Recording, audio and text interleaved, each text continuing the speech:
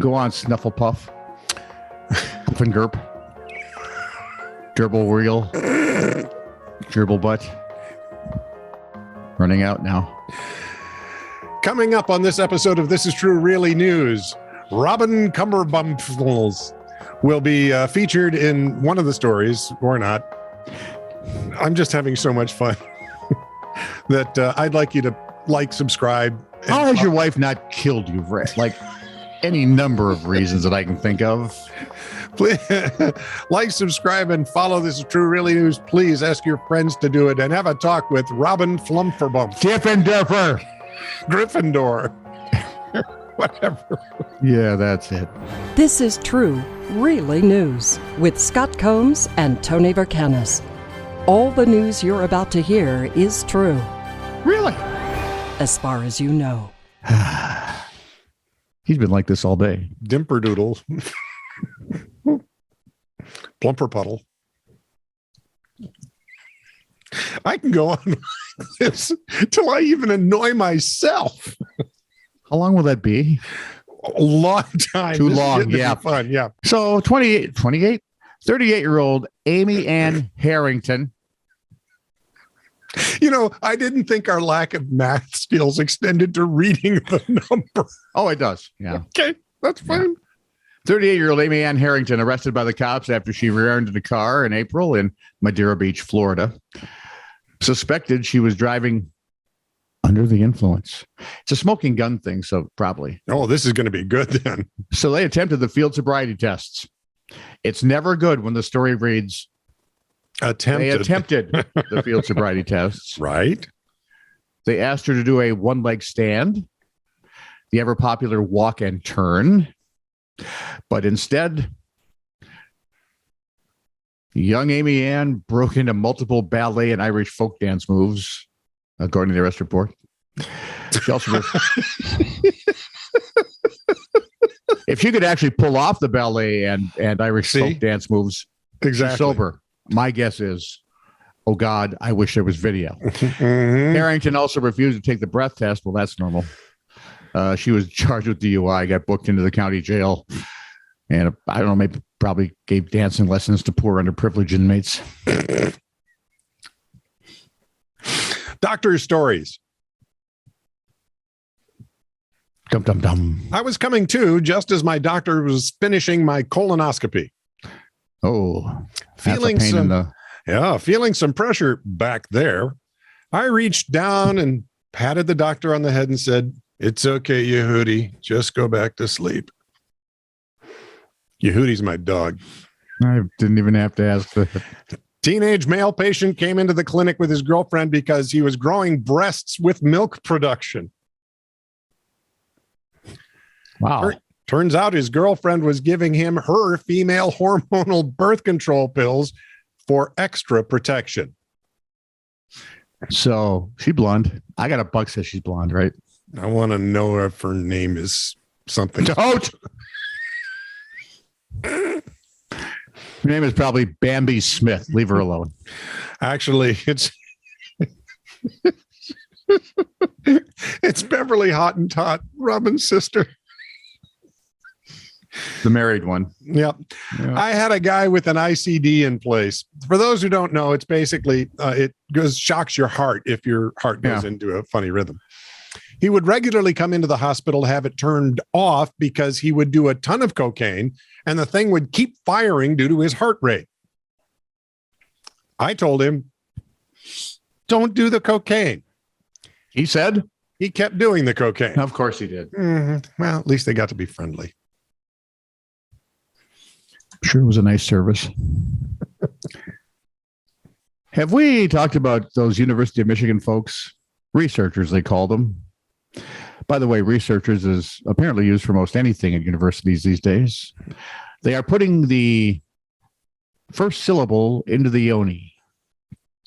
Yes, they're putting the P in peony. Well, not really in, more like on the peonies. Yep. Are dolphins involved in this?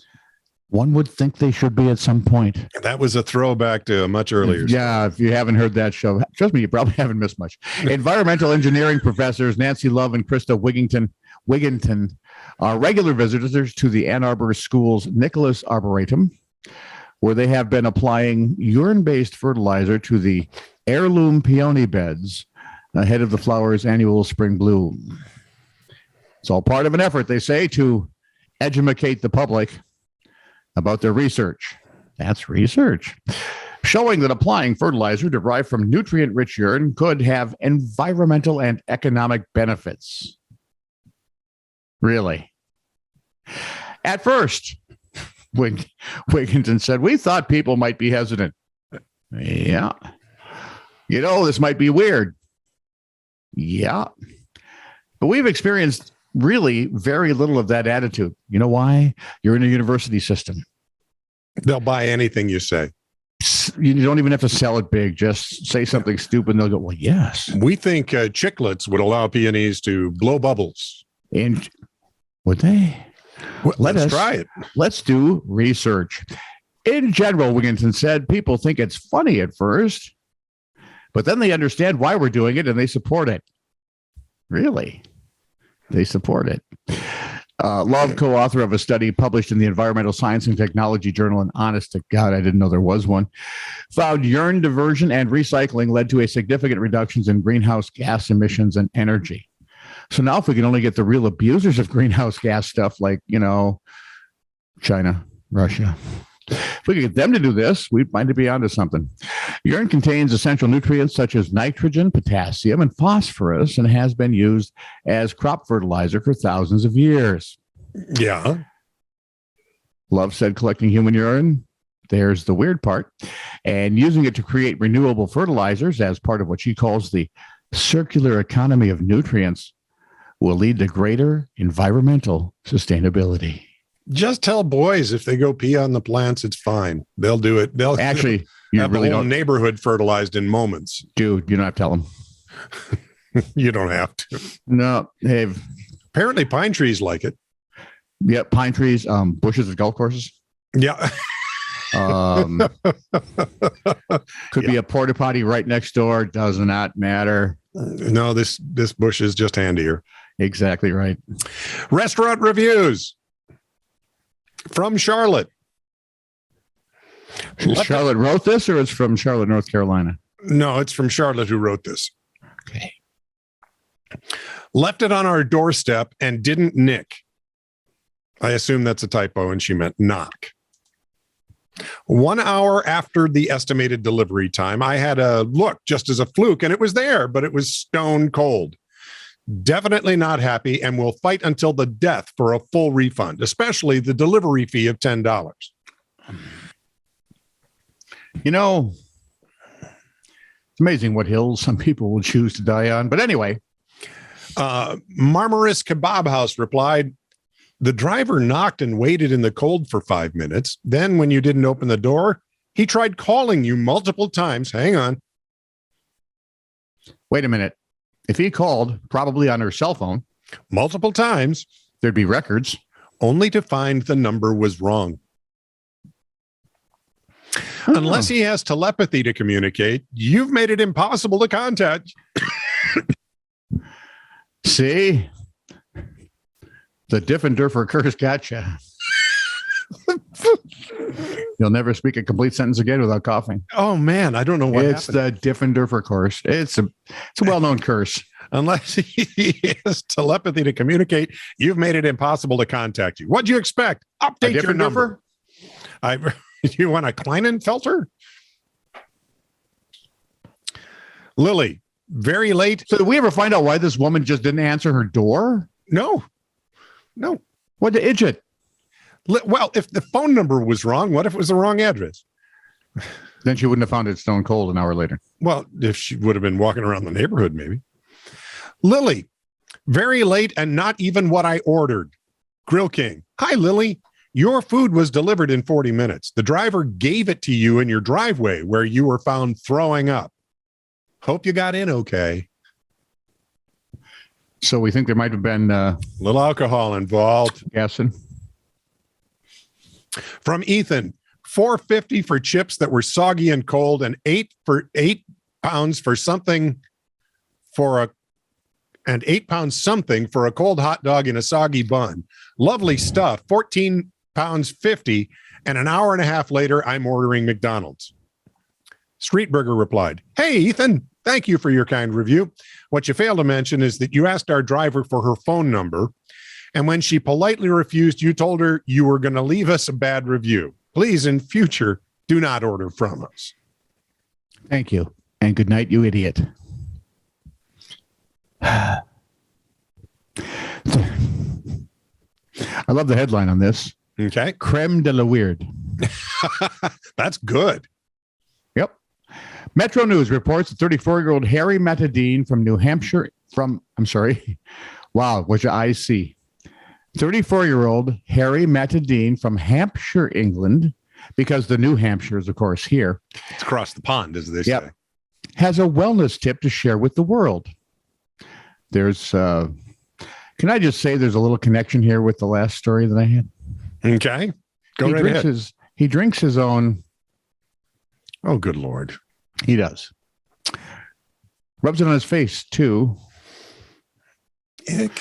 Dude, if you're drinking it, where are you going to stop, right? I mean, come on. Metro News reports that Matadine claims his habit, begun in 2016, keeps him looking young and has cured his depression. What? Oh, my God, man. Don't print this story. The researchers will be out in droves. Well, then we're going to have to check to see if it works cross species. We'll be talking to the dolphin. You're back to the bottlenose again, aren't you? Yeah, I know. I am. He said of his 200 milliliter per day habit dose, I felt a new sense of peace, calm, and determination. Peace? I think you mispronounced that. No, that's the scary part. How do you get calm and determination? I don't know. Maybe add lavender. That would be the least weird thing about this story. The skin therapy keeps his face young, soft, and glowing. Matadine calls urine an acquired taste. No, I was about to say no, but that wouldn't. No, it's urine. No, yeah. He says that fresh is never as bad as you imagine. I think at all is exactly as bad as I imagine. Can it go bad? How do you know? Can it go worse? I mean, when you sniff it, can you tell if it's gone bad? Well, ask a dolphin to taste it. They might be able to tell you something. You and those bottlenose frickin' dolphins. They kicked this whole thing off. Yeah, never as bad as you imagine. See what you started? I love this. Oh, of course you do, you sick puppy. It is neutral smelling and not a bad taste unless you're really toxic. Or brain dead, I guess. What if you like asparagus? That might change everything. Mm-hmm. His family doesn't approve. His sister has even stopped talking to him. Well, at least face to face. I'm thinking you might want to buy him a sweater. You know the one. It's got the little clasps and the arms tie in the back. Ooh, those. I love that those. One. They're so comfy. You feel like you're being hugged all day. Creme de la weird is kind of like mildly putting this. Mm-hmm. The next thought I have is, where in the hell does your brain come up with an idea like? Do you sit bolt upright in bed when they go, "Oh my, I've had a rough. Write this down." Better yet, let's just head to the bathroom and do it. See how it works. Well, you know, there are. And how does he figure out it's 200 milliliters a day is the right dose? Yeah, why would you be measuring it? The thing they that do, but that's usually after surgery. In the desert, people have survived this way.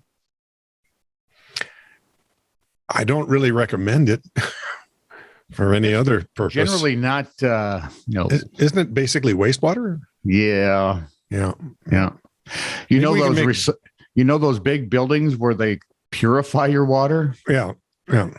This is like worse than the water they're purifying to make beer. Man, this thing goes further back than I thought. It just gets, now that's stuff we remember. Right. Important stuff? Yeah. This dribble, this we remember. Absolutely. This is true, really news. Send email to titr@netradio.network.